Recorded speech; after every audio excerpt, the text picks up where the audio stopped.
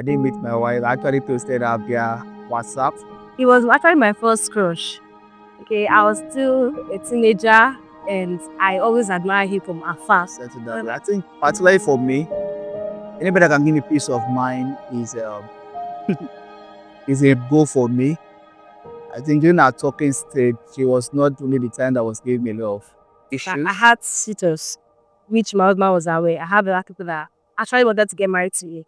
And at some point, I got confused, kind of. Like I said, we didn't really date. He just came and just told me he wants to marry me.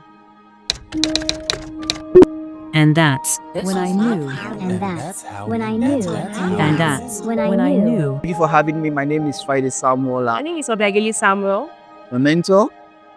I'm a coach. I'm a leader, and also I'm a career person that aspire to grow more in life. I'm a customer service representative. I'm a food blogger. I'm also a content creator. How did you meet your spouse? But I really meet my wife. I didn't meet my wife. I actually posted up via WhatsApp. And as a matter of fact, as of today, I'm seeing with my wife proposal. I'm going to be doing that at the fullness of time. Okay, I didn't really meet my husband. I've known my husband for a long time in church. So would I say, okay, let me say the truth. He was actually my first crush. Okay, I was still a teenager and I always admire him from afar whenever I was playing drums. So basically, like I said, I didn't really need my husband. I've always known my husband. So He keeps haunting me with that proposal every day. But basically, I didn't toast her. I just went play. Hi babe, I'm ready for marriage. You want to marry me? That's great. Red flags in the relationship. Red flags. Basically, I don't think we had that dating time together with my wife. There was no such dating time. Actually, what we actually observed was we did more like a distant relationship. okay, for the red flags, I won't really call this red flags. For my husband, the only thing I just noticed was just maybe due to distant relationship, we are always having some kind of understanding where they probably will not see my facial expression when I make certain statements, and it's kept giving us most times have issues. Most times getting have issues because of that. But she was not in Lagos at the time, and so we communicated more through phone calls, through chatting. We didn't do more of emails, just phone call and chatting. I really did not see red flags. I only saw the glory of God in her. Theme of talking based on distance. I didn't really see red flags. It was just little misunderstandings. I would call that red flags because for everything, almost everything was just tick, tick, tick. Because I've known him for a very long time. Because it got to a point where I said anybody that gets married to him would be very lucky. So he made the attempt to get close to me. I didn't stress him.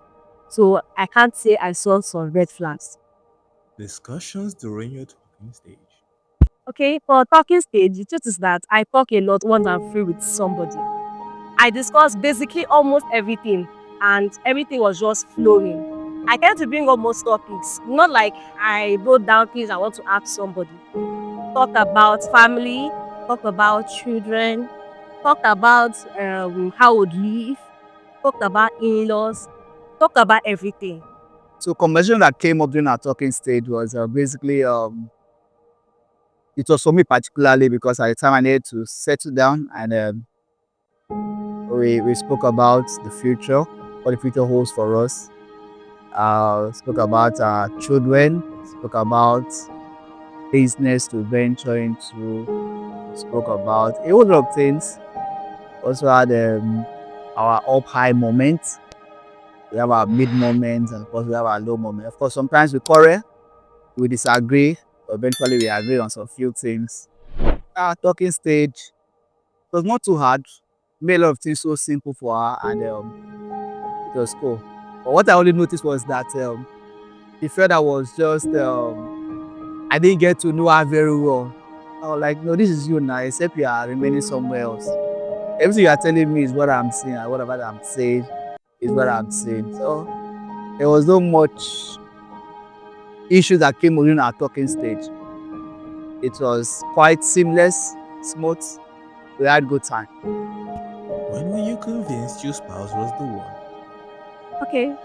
So for me, my conviction was okay. Truth is that I had suitors, which my husband was aware. I had other people that actually wanted to get married to me, and at some point I got confused. Kind of like I said, we didn't really date. He just came and just told me he wants to marry me. We didn't really date. Particularly So for me, anybody that can give me peace of mind is a go for me. I think during our talking stage, she was not really the time that was giving me a lot of issues, and there was this seamless peace of mind. I mean, on a unprecedented peace of mind that I literally had. So just that the was convincing that okay, is the one. So my conviction was I prayed. It was now I even wanted to meet a pastor to help me select a suitor. And at that moment, there were a lot of people there waiting for this pastor. There were crowds, so I left. Then I decided to pray. Then I remember when my mom told me that please, for my mom got married to an unbeliever, though he eventually gave his life to Christ. So she told me, please don't get married to an unbeliever. I don't want you to pass through whatever thing I passed through. So my commission was I had to wait there. I said, this person, I know he's a God-fearing person. I've always known him very active. Aside from being active in church, it's not just all about being active in church.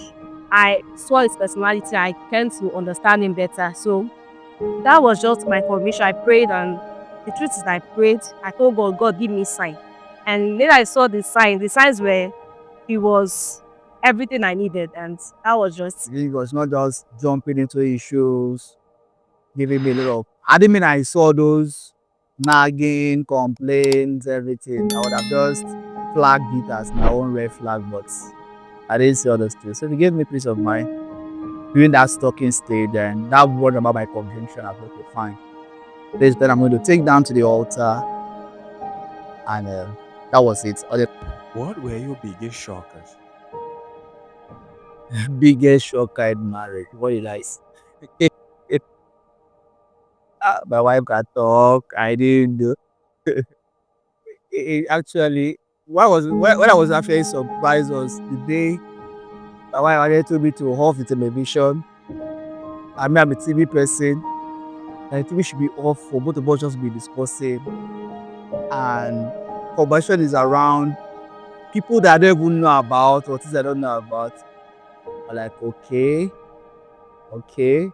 I had to start learning that. Okay, so that means that I have to learn how to be the amebo kind of partner, talk about everything, and gist everything. Then secondly, my wife gets angry a lot. I don't know why she does that. Okay, just get angry for no reason. You just don't like, I don't like people that get angry. Because you can break my TV one day.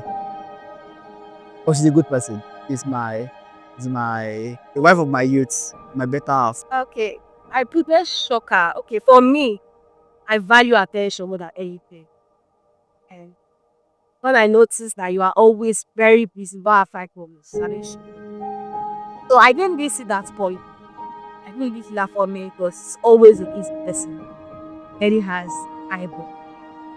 Walk, dirty church activities and then the rest of it. If I even calculate how many times it's very high on it, ah, I'll be It honest is with you. more. So That is that's one of get shocker. Hey, attention.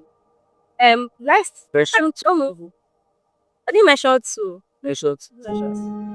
Another thing is that looking at him looks like a calm gentleman. Who's calm and gentle? Look, and which I felt that he's going to be dating you. He's still part of attention, and yes, but still.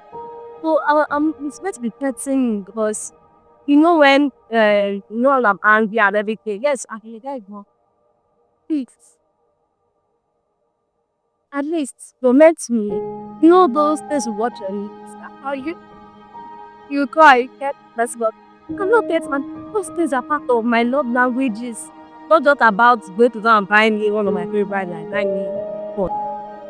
and or see our bride. At least. Okay, don't worry. I'll start petting you, yeah? But don't be crying unless you yourself will not. Sorry, I'm not done. You're not done. Another shocker is they look me, they fear. I know say they fear. Stop now. After What would you define as beauty in your marriage? Okay. When I'm married, what I would say is growth. We are probably not well used. I love the fact that we started small and God has been blessing us and we're no longer at the same level we used to. So I love the fact that we communicate a lot. And thanks to me, shout, not because of no. I'll put the words in your mouth, he communicates by force. So I made the marriage. Any marriage without communication, not funny marriage. first, okay, beauty is characterized by the perfume of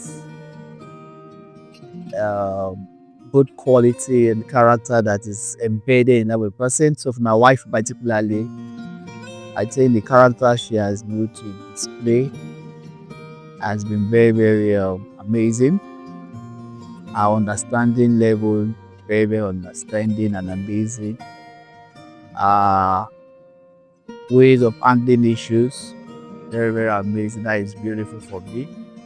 We try to ensure that everything is within. We don't really do things with third party. We have our issues and we settle it between both of us. And to me, that is beauty for me. If your spouse was a superhero, what would be your superpower? Okay, to if my husband was crying about it, but the peaceful person, and most of the time whenever we have this of family, truth is like he's always the one that he hates the elections. But let them know and he allowed domination. Look, oh, so stop. That's our best. I call her the ultimate, almighty home builder. She, he ensures that everything about the house is sorted and intact. And to me, the plus, even when I'm not around at the moment, they ensure that she does her part, so there won't be any vacuum. When I come back, everything is sorted. I will find a way to reconcile it. So I give her almighty home builder. What does it mean to be a life partner to your spouse? What it means to be a husband to my wife is seems to be our best friend. Okay. I've really had a best friend before. When she came into my life, so I've become best of friends. We have become lovers. We have become amiable partners. We have become everything I think of in a beautiful marriage, and that is why it's predicated on the fact that we'll keep everything the way it should be. Why? She's my best friend. Okay, to be a wife to my husband, we need home patient. Okay, you understand. Not much work, but support much work.